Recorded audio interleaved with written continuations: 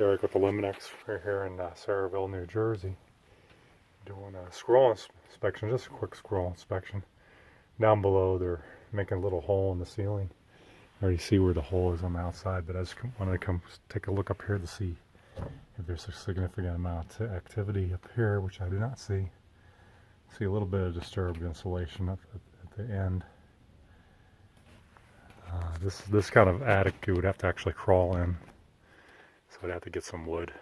We'd have to put wood in there in order to even go up there. And there's like, you see the little nail sticking out. So you see a little bit of disturbance right at the corner.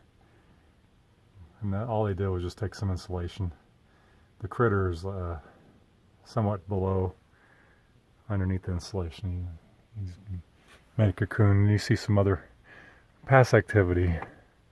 These two holes where they came in from the soffit, but you don't see any. You see minimal droppings.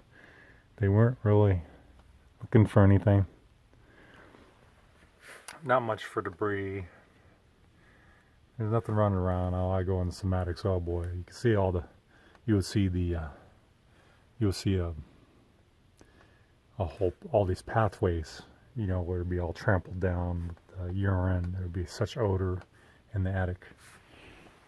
And I don't see anything throughout, any kind of disturbance.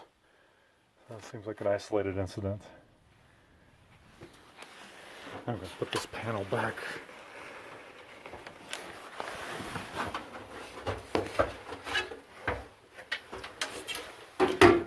I don't care for trapping wildlife in the attic.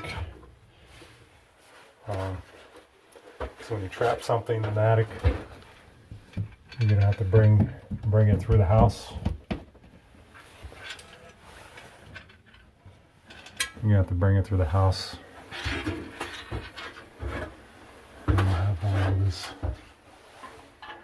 contamination issues.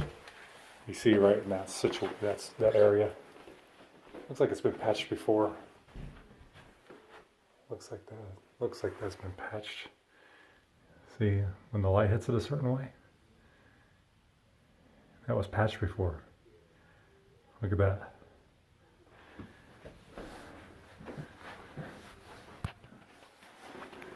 So you can see where they're scratching through. Actually, that's fiber tape. See that material right there? That's fiber tape. Yeah, so this is the same. This happened twice, so I got the history